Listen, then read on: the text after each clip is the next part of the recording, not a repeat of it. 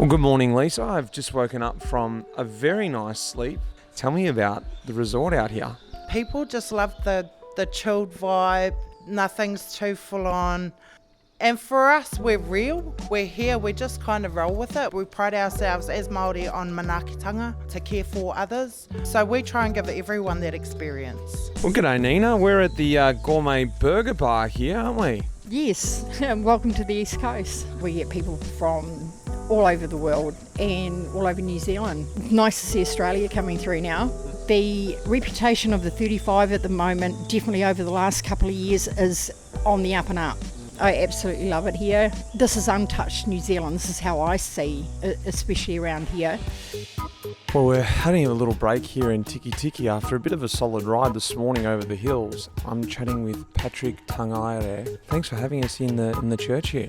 You're welcome. The building of this church was instigated by Sir Api Ranangata, who wanted it built in memory of those that went to the First World War. But we now acknowledge the soldiers that went to the following wars as well. Because the soldiers that went away were from all denominations, this church belongs to all faiths. Boys, our first early morning really on our last day into Gizzy. Yeah, Takamaru Bay turning on. Some of the first light of the world today. Great to be up to catch it as we break into our day. Holly Quinn, what a way to finish off our little trip. It wouldn't be coming to Gisborne if we didn't get out and have a little cheeky surf, would it? No, it wouldn't, and especially at Stockroot, the place of places in Gisborne. Oh, looking forward to it. Lots of laughs, I can imagine. It always is, yep. I can't wait to come back.